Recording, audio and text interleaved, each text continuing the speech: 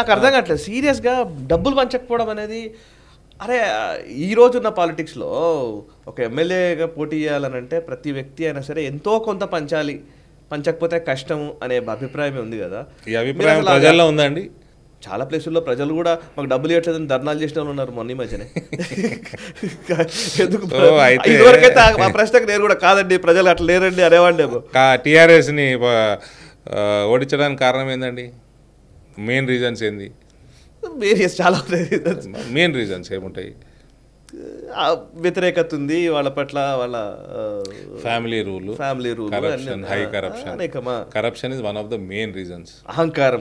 అహంకారము, corruption. Okay, so ఒప్పుకుంటారా? Corruption is one of the top 3 reasons. కరెక్టే కదా. సో నాకున్న సమాచారం బట్టి నా నియోజకవర్గంలో పార్టీలకి పేర్లను తీసుకోను, పార్టీల పేర్లు కూడా తీసుకోను. 90 కోట్లు ఖర్చు పెట్టిన ఆయన ఉన్నాడు, 50 కోట్లు ఖర్చు పెట్టిన ఆయన ఉన్నాడు, 30 కోట్లు ఖర్చు పెట్టిన వాళ్ళు ఉన్నారు.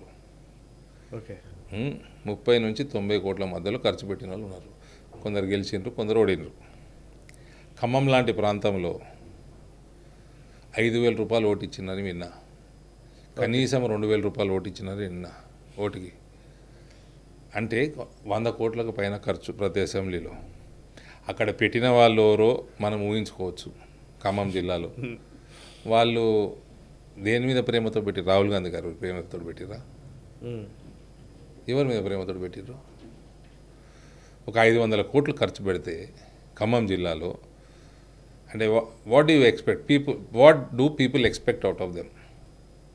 రేపు ఆయన మంత్రి అవుతాడు, అయి ఉంటాడు. ఆయన చెడ్డోడు అంటలేను, ఆయన మంచోడే. నేను పేర్లు తీసుకోవట్లేదు, సౌమ్యుడే, మంచోడే. కానీ 500 కోట్లు పెట్టిన వాడిది ఏముంటుంది టార్గెట్? ఇంకో 1000 కోట్లు 2000 కోట్లు సంపాదించాలి. మళ్ళీ నెక్స్ట్ ఎలక్షన్ మళ్ళీ 500-600 కోట్లు పెట్టాలి కదా. సో 1000 కోట్లు సంపాదిస్తే మన ఇన్వెస్ట్మెంటే అయిపోయాయి.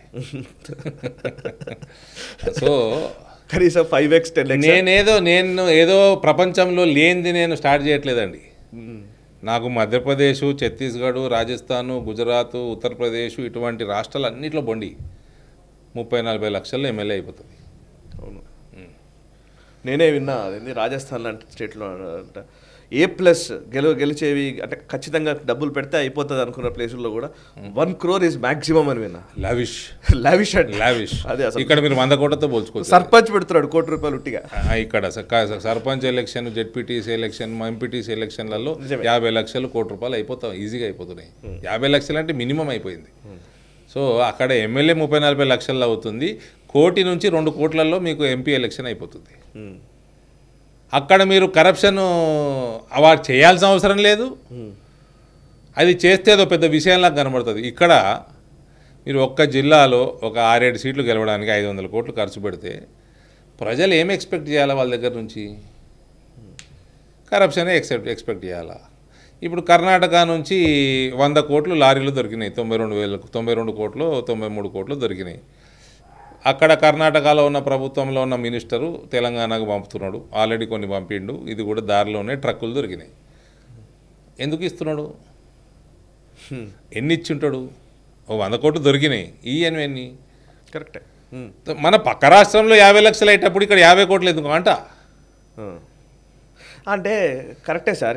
ఇప్పుడు ఎక్స్పెక్ట్ చేస్తే, ప్రజలు ఎక్స్పెక్ట్ చేస్తే మీరు కరప్షన్ ఫ్రీ సిస్టమ్ ఎక్స్పెక్ట్ చేయొద్దు సార్. ఇప్పుడు 15-20 ఏళ్ళకి వెళ్ళి నేను జేపీ గారి మాటలు వింటున్నాను సార్. జయప్రకాష్ నారాయణ గారు ప్రతిసారి ఎలక్షన్లో డబ్బులు ఖర్చు పెట్టకూడదు. నిజానికి ఆయన ఒక రకంగా ఇన్స్పిరేషనే. ఇప్పుడు పాపం ఆయన అని ఎలక్షన్ చేయలేని పరిస్థితిలో ఉన్నారు కదా పాలిటిక్స్ అంటే. ఇప్పుడు ఖచ్చితంగా డబ్బు ఖర్చు పెట్టాల్సిందే, పెట్టకపోతే కష్టమైన పరిస్థితి. ఐడియలిస్టిక్గా మాట్లాడారు, ప్రాక్టికల్గా మీరు ఎట్లా ఇంప్లిమెంట్ చేశారనేది నా ప్రశ్న. అసలు ఐడియలిస్టిక్గా మాట్లాడడం అనేది చాలా విషయాలు మేము కూడా చెప్తాం. అన్ని ఓటు నమ్ముకోవద్దు, అది చేయొద్దు, ఇది చేయొద్దు, అన్ని ఛానళ్లలో ప్రచారం జరుగుతుంది. అదే ఛానళ్ళకు డబ్బులు పోతాయి, అది వేరే విషయం. బట్ మీరు ఇంప్లిమెంట్ చేయడం చాలా కష్టమైన పని. అది మీరు ప్రాక్టికల్గా ఇంప్లిమెంట్ చేశారు. That is the problem. ఆ ప్రాబ్లమా నిజమా కాదు? ఎక్స్పెరిమెంటెడ్. ఓకే, నా మీద విపరీతమైన ప్రెషర్ ఉంది. నిజంగా మంచిలేదా? ఈవెన్ ప్రేక్షకులకు కూడా డౌట్ ఉంటుంది సార్. మీకు ఇవాళ రేపు ఏం తాగదండి.